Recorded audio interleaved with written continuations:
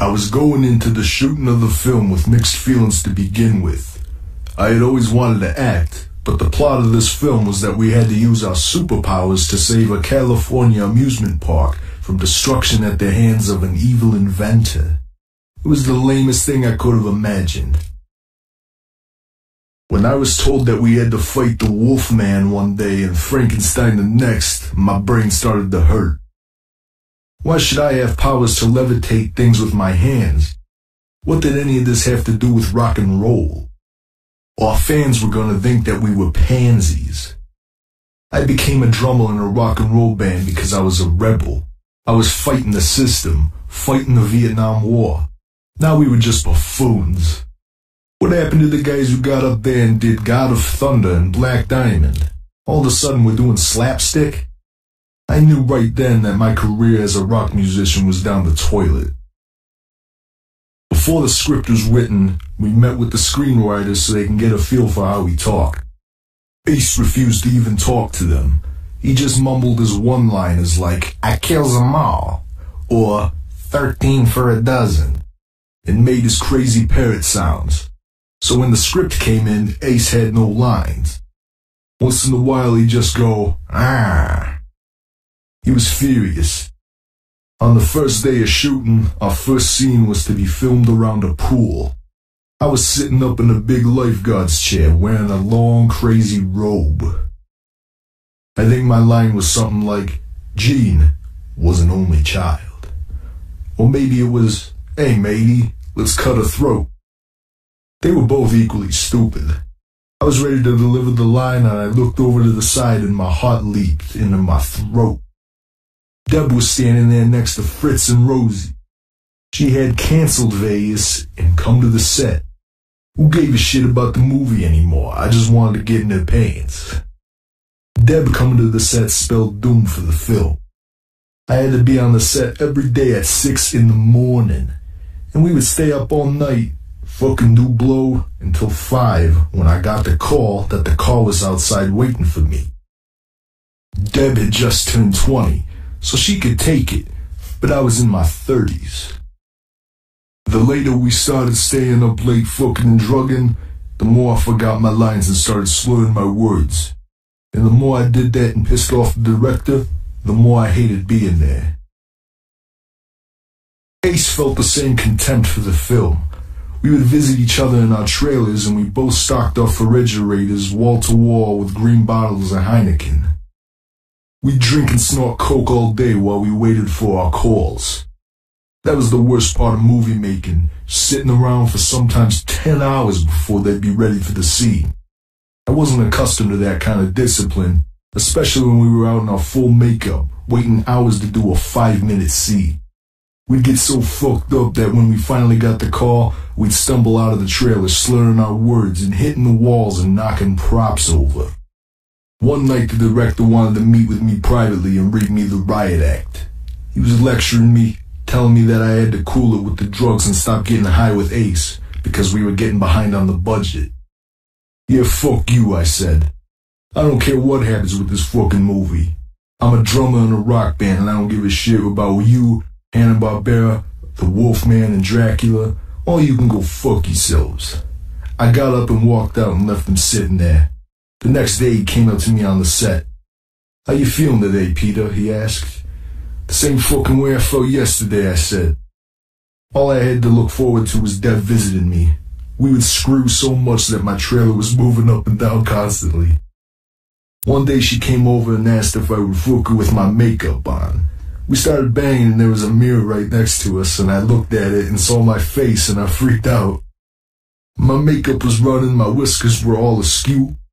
The black and silver had rubbed off on her face, the lipstick was all over the place. I just looked demonic. I realized that I was out of control, and that I had lost my fucking mind, and that I was fucking up the show. But I didn't care. After a few weeks of shooting, I had enough. I walked off the set and went back to the hotel.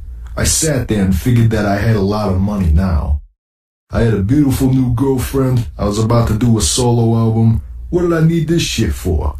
I was a big enough star that I could put together my own band and do well. So I called our lawyer, Paul Marshall, and told him to fly out to LA because I wanted out of the band. "You're out of your fucking mind, Peter," he screamed. "We're in the middle of making a movie. You can't just leave this." Paul and Bill and Howard Marks took the next flight out, and we sat down and had a big meeting with everyone.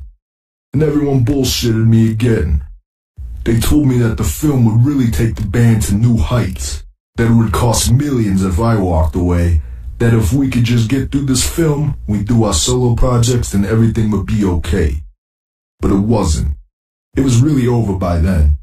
Even Gene and Paul knew it. They had enough of my and Ace's crap, and we certainly had enough of theirs. We weren't a band anymore.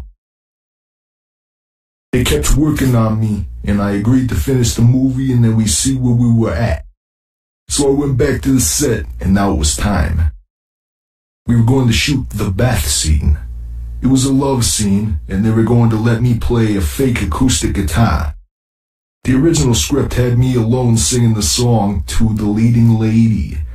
But I got to the set and the script they had changed. All of a sudden, Paul was playing the guitar, the band was sitting around the pool, and I was sitting with my dick in my hand singing the song to her. It's 9 inches. What happened to me with the guitar? "Well, everybody knows you just can't play," Paul said. "How the fuck do you know that? You mean everybody on this set knows that because you fucking told them? You're just afraid I'm going to get some camera time." That was how the arguments would start. So Paul got the guitar part, and the next thing I knew, all they needed was the music. They didn't need the vocals. I went ballistic. I threatened to quit again. So they put the scene back, but it wasn't good.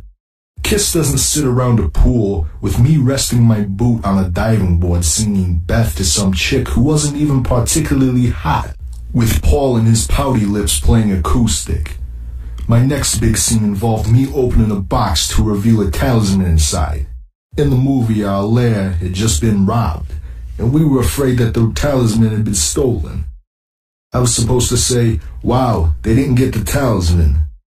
But I was so loaded it kept coming out, "talisman." Like in that Harry Belafonte song, Deo. "Peter, it's talisman," the director would say.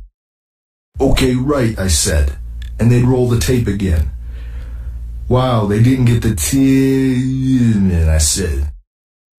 Paul and Gene started dancing and singing, "Hey, Mr. Tallyman, tally me bananas." I lost it. "You fucking assholes, how dare you make fun of me?" I screamed and threw the box against the wall, shattering it. I walked off the set and Ace had started going, "Ah." "I guess that's a wrap," the director said. "Let's try this again tomorrow." I had one big action scene where Ace and I were taking on 2 masked samurai fighters. I was supposed to grab my attacker, flip him around, and give him a couple of punches to the face while I was ducking his sword thrusts. We started shooting and I was ducking the sword, and then I swung at him and boom, I broke right through his mask, hit him in the eye, and knocked him to the ground. "Cut," the director yelled. Buddy Joe Hooker, the main head stuntman, came running up to me. "Are you crazy? Where the fuck did you get the idea that you could punch one of my men?" he said. "Nobody told me I wasn't supposed to hit him," I said innocently. I really believe that those guys hit each other, but they knew how to slide and take a punch. "My man has a black eye from you," Hooker fumed. "You're lucky I don't punch you out right now. You do that once more, we'll stop this move." Not much of a threat, really. I would have gone back and popped a bottle of champagne and celebrated if they canceled the movie. But I did feel terrible about ancient the guy. I kept apologizing every day, and eventually they made me an honorary stuntman and gave me a plaque.